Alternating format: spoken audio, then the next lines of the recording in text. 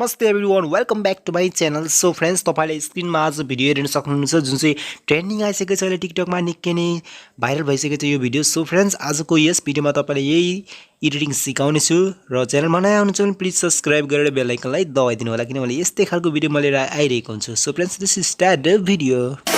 You're a superhero.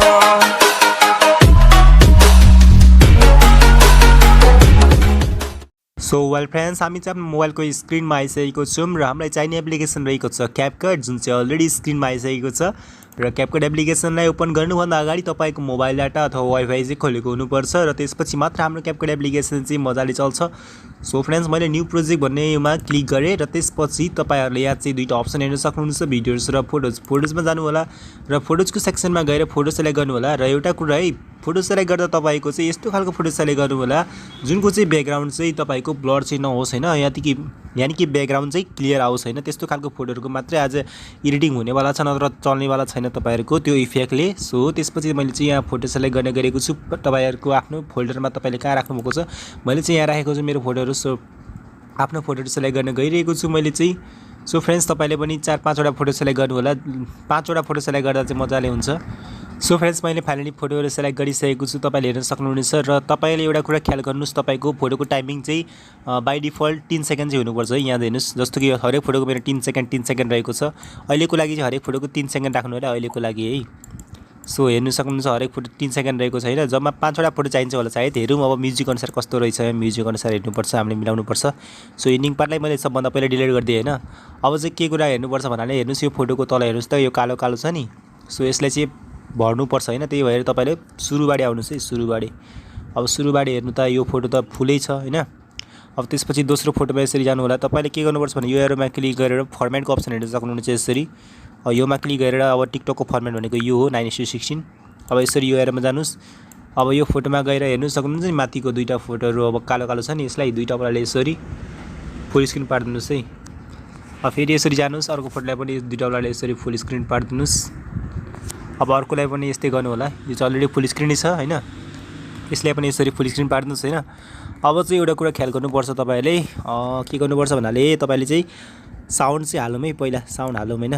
एक्सट्रेक्टेडमा click गर्नुहोस्, मैले साउन्डको लिङ्क दिइरहेको हुन्छ है डिस्क्रिप्सनमा, त्यहाँबाट तपाईँले डाउनलोड गर्नु होला साउन्ड है। सो मैले चाहिँ साउन्ड हालिसकेँ। अब चाहिँ तपाईँहरूले साउन्ड हालिसक्दा अब चाहिँ इफेक्ट लाउने काम आयो होइन। सो अब इफेक्टको काम आयो हाम्रो। सो इफेक्ट चाहिँ कहाँ हुन्छ भन्नाले हाम्रो चाहिँ फोटोमा यसरी क्लिक गर्नु होला र यसरी तपाईँले स्लाइड गर्नुहोस् होइन, स्टाइलमा क्लिक गर्नु होला। र हेर्न सक्नुहुन्छ दुईवटा इफेक्ट रहेको छ, पार्टिकल डिस्प्रेसन हुन सायद। सो यही दुईवटा इफेक्ट चाहिँ युज गर्नुपर्छ। सो फर्स्टमा मैले एउटा इफेक्ट ट्राई गरेँ। यसलाई चाहिँ 100% हुन अलिक टाइम लाग्छ होइन, किनभने यो लोडिङ लिन्छ, यो ब्याकग्राउन्डलाई चाहिँ इरेज गरेर डिस्पर्स गर्छ यसलाई।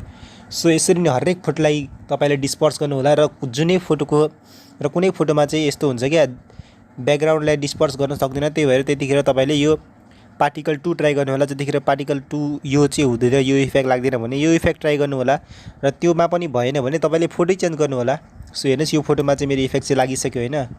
सो यसरी तपाईँले हरेक फोटोमा लाउनु, जस्तो कि यो फोटोमा अब लाउन गएको छु मैले होइन। यसरी हरेक फोटोमा लाउनु होला। र यदि दुईटै इफेक्ट लागेन भने त्यो फोटोमा फोटो चेन्ज गर्नु होला है।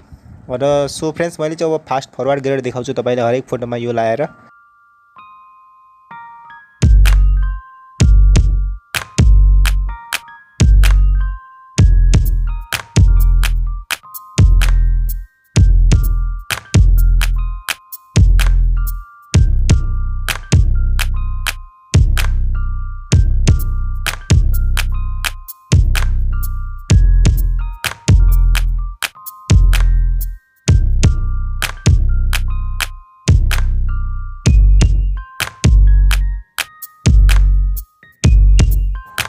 सो एकचोटि भिडियोलाई मैले प्ले गरेर हेरेँ।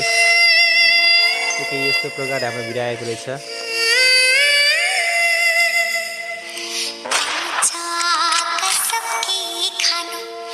सो फ्रेन्ड्स, यहाँ चाहिँ के एडिटिङ गर्नै पर्दैन, अलरेडी भइसक्यो त। अब एडिटिङ केही गर्ने बाँकी नै छैन होइन। अब ठ्याक्कै साउन्डमा आउनुहोस्, यो पार्टमा। अब यसलाई स्प्लिट पारेर यो पार्टलाई चाहिँ यसरी डिलिट पारिदिनुहोस् होइन। सो वेल फ्रेन्ड्स, फाइनली हाम्रो भिडियो चाहिँ कम्प्लिट भइसकेको छ होइन। अब चाहिँ केही एडिटिङ चाहिँ हाल्नै पर्दैन, अलरेडी यति नै छ अहिले ट्रेन्डिङको।